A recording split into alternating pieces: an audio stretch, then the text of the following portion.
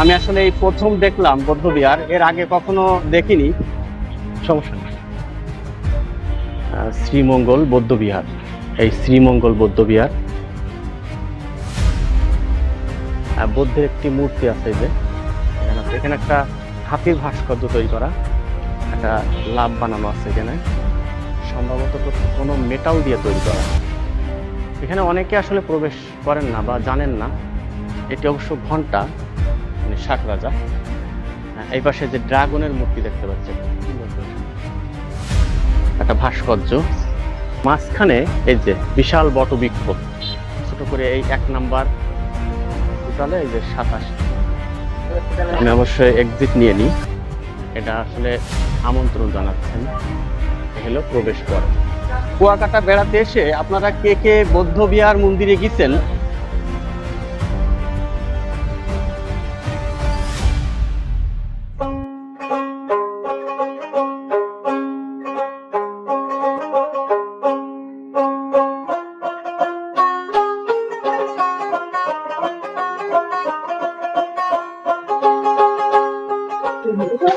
কত এখানকার? 20 টাকা টিকিট। 20 টাকা টিকিট, তাই না?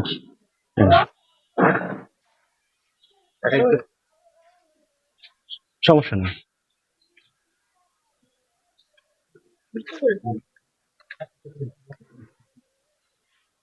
যেখানে 20 টাকা করে টিকিট নিছে। কুয়াকাটা ঐতিহ্যবাহী শ্রীমঙ্গল বৌদ্ধবিহার, এই শ্রীমঙ্গল বৌদ্ধবিহার। এদের দুই পাশে ঢুকতেই এই ধরনের আসলে নমস্কার করছেন। এখানে জুতো খুলে রেখে যেতে হবে।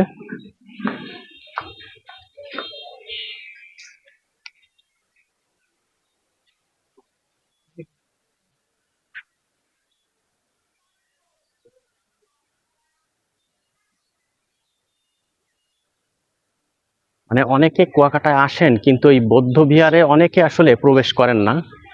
তো আমি আসলে আজকে চিন্তা করলাম যে বৌদ্ধ বিহারটা একটু দেখব। তো এই যে এখানে বুদ্ধের একটি মূর্তি আছে, যে এখানে দেখতে পাচ্ছি বুদ্ধের মূর্তি আছে, বানানো আছে ভাস্কর্যটি। তারপরে এই পাশে যে এখানেও লেখা আছে, এই দেখুন, কেশা সিংহ রাজা, কেশা সিংহ রাজা ফলকে লেখা আছে। আপনাদেরকে আরো দেখাই, এই যে এখানে আছে। এখানে একটা হাতির ভাস্কর্য তৈরি করা, বিশাল বড় এক হাতির ভাস্কর্য। তার সাইডে আছে এই যে একটা লাভ বানানো আছে এখানে। এটা হচ্ছে বৌদ্ধ বিহারদের মন্দির।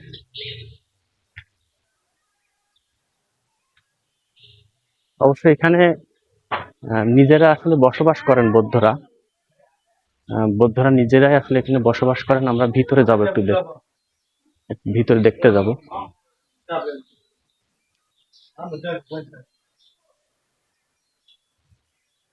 এই যে আপনাদেরকে দেখাই, দেখুন, মানে বৌদ্ধের মূর্তি। এটা এটা আসলে সম্ভবত কোনো মেটাল দিয়ে তৈরি করা, কোনো মেটাল দিয়ে তৈরি করা। এটা এটা কুয়াকাটা বৌদ্ধ বিহারে। এখানে অনেকে আসলে প্রবেশ করেন না বা জানেন না যে এই জায়গায় আসলে অনেক কিছু আছে, যে বিভিন্ন ধরনের উক্তিমূলক পোস্টার সহ উক্তিমূলক সিনারি আছে। এই যে বিভিন্ন ধরনের তাদের ট্রেডিশনাল আসলে যে পোশাক, সেই পোশাকেই এখানে দেখানো হচ্ছে, এবং বিভিন্ন ধরনের উক্তিমূলক কথা লেখা আছে।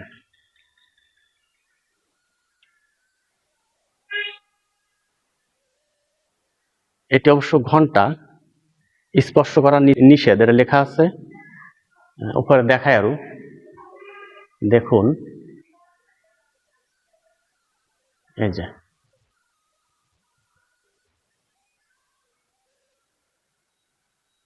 আরো একটা জিনিস দেখাই বোঝানোর জন্য। তিনাদের নিজস্ব সংস্কৃতি ভাষায় আসলে এখানে অনেক কিছু লেখা আছে। অবশ্য যেগুলো আমরা বাঙালিরা বা বাংলা ভাষাভাষীরা বুঝবো না, ওনারাই আসলে বোঝেন এটা। সেটা লেখা আছে এখানে। কি লেখা আছে আমি নিজেও জানি না। তো আপনারা যারা আসলে কুয়াকাটা ভ্রমণে আসবেন অবশ্যই এই বৌদ্ধ বিহারটা দেখতে আসবেন, কারণ অবশ্যই এটা সুন্দর ভাবে আসলে এটা স্থাপনা করা হয়েছে। এটা দেখুন কত সুন্দর। এখানে এই যে নিচে অনেকগুলো ছোট ছোট বৌদ্ধের ছোট ছোট মূর্তি আছে, ওখানে আরো অনেক কিছু কারুকার্য সিস্টেমে যে পিছনে একটা ব্যাকগ্রাউন্ডে একটা পোস্টার দিয়ে আছে, বড় আকারে একটা পোস্টার, বুদ্ধকে নমস্কার দিচ্ছেন এরকম একটা পোস্টার।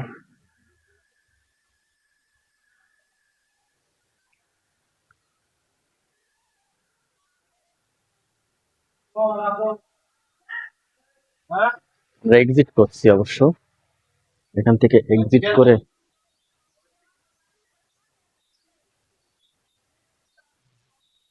টিকিটটা রেখে দেবেন। জি,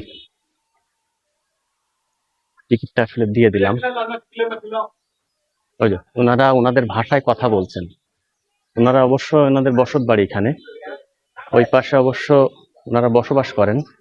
আমরা ওদিকে যাব না, এইদিকে দেখি।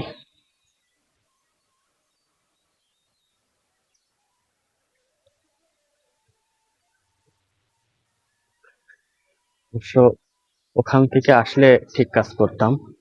এটা মনে হয় বন্ধ আছে। দেখুন এখানে আরো ভাস্কর্য বানানো আছে। এই যে শঙ্খ নিয়ে দাঁড়িয়ে আছে একজন। এটা আসলে অবশ্য এখানে লেখা রয়েছে শাক রাজা। আপনাদেরকে দেখানোর চেষ্টা করি। এই যে এখানে লেখা রয়েছে শাক রাজা,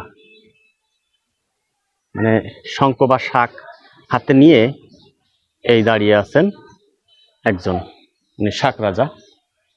এই পাশে যে ড্রাগনের মূর্তি দেখতে পাচ্ছি একটা, ড্রাগন বেশ সুন্দর পরিপাটি করে সাজানো, আসলে খুব সুন্দর করে সাজানো। এখানে দেখুন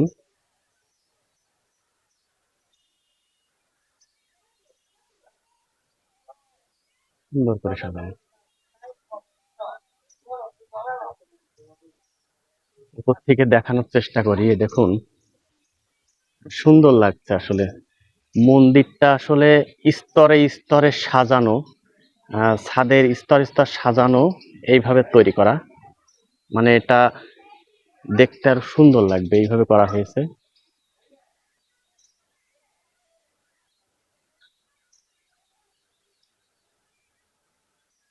এপাশে দেখাই, এই যে এপাশে দেখতে পাচ্ছি একটা ভাস্কর্য। এটা অবশ্য এটা জিব্রার একটা ভাস্কর্য তৈরি করা, কিন্তু এক্স্যাক্টলি জিব্রার মতো হয়নি। ঠিক আছে, মনে হচ্ছে অন্য একটা পশুর মতো দেখা যায়। আচ্ছা যাই হোক, এই পাশ দিয়ে আরো দেখাই, আরো যাব, অন্যান্য জায়গায় যাব। এই পাশে দেখে আসি কি আছে।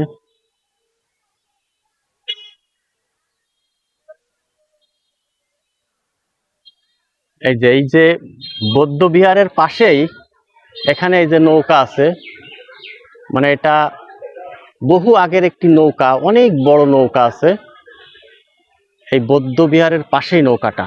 আর এটা হলো বৌদ্ধ বিহার। বৌদ্ধ বিহারের আসলে এটা মন্দির।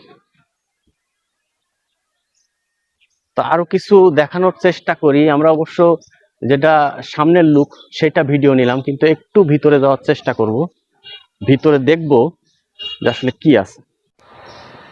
এখান থেকে দেখছি একটা রাস্তা চলে গেছে সোজা, দেখি আসলে ভিতরে কি আছে। এই যে সেই মন্দিরটি, মন্দিরের ভিতর দেখিয়েছি আপনাদের।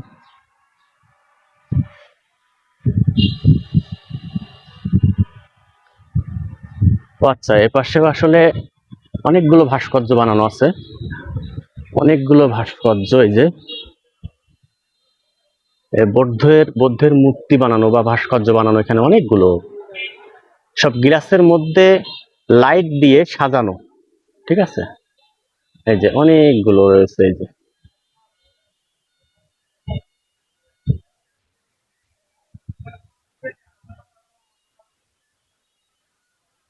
এই যে অবশ্য মানে পাশ দিয়ে সম্পূর্ণটা বৌদ্ধের মূর্তি দিয়ে গ্লাস দিয়ে সাজানো, এবং মাঝখানে এই যে বিশাল বটবৃক্ষ, মানে একটা সুন্দর পরিবেশে, খুবই সুন্দর পরিবেশে। এখানে অবশ্য বসবাস করার ঘর বাড়ি, এখানে বৌদ্ধদের আসলে এই যে এখানে তারা বসবাস করেন। অবশ্য এদিকে যাওয়া ঠিক হবে না, কারণ তাদের পার্সোনাল ঘর বাড়ি, ওনারা বসবাস করেন সেই জায়গা। তো আমি এটা দেখাই, এই যে পিছন সাইড থেকে দেখানোর চেষ্টা করি। এই যে পিছন থেকেই এই যে বৌদ্ধ বিহারের যে মন্দিরটি, সেটা এই পিছন সাইড।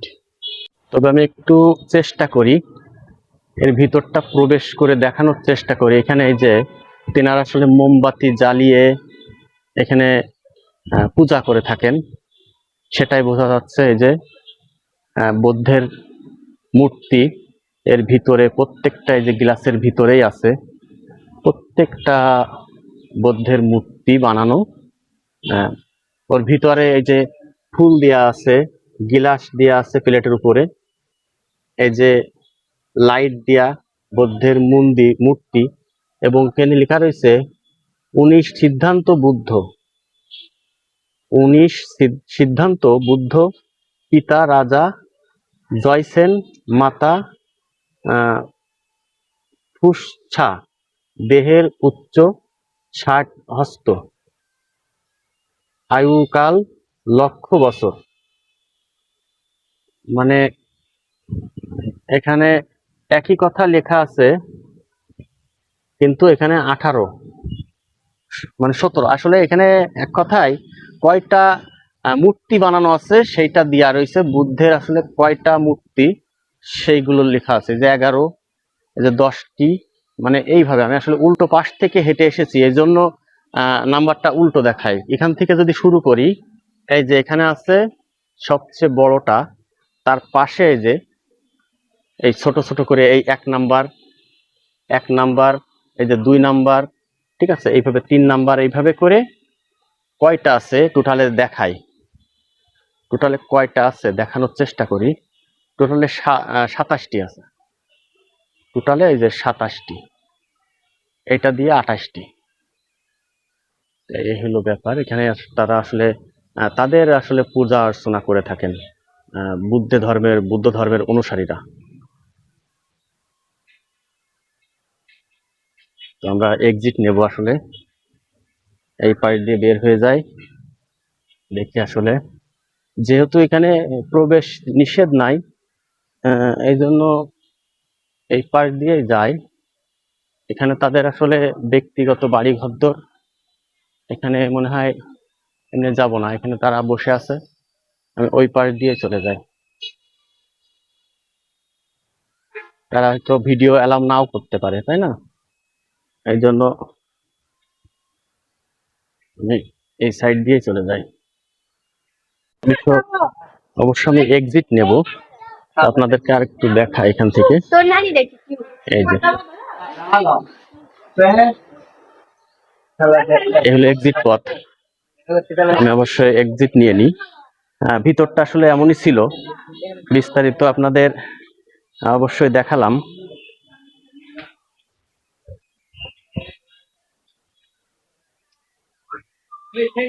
তো এই হচ্ছে ব্যাপার, আমরা এক্সিট নিলাম। এই যে এটা আসলে আমন্ত্রণ জানাচ্ছেন, এই হলো প্রবেশ পথ। আমি অবশ্য এর আগে আরো অনেকবার এসেছি, কিন্তু বৌদ্ধ বিহারে ঢোকা হয়নি। কুয়াকাটা বেড়াতে এসে আপনারা কে কে বৌদ্ধ বিহার মন্দিরে গেছেন সেটা অবশ্যই কমেন্ট করে জানাবেন, কারণ এই ফার্স্ট আমি বৌদ্ধ বিহার মন্দিরে ঢুকেছি। তো আপনারা আসলে ওর ভিতরে গিয়েছেন কিনা বা অনুভূতি কি, সেটা অবশ্যই কমেন্টে জানাবেন।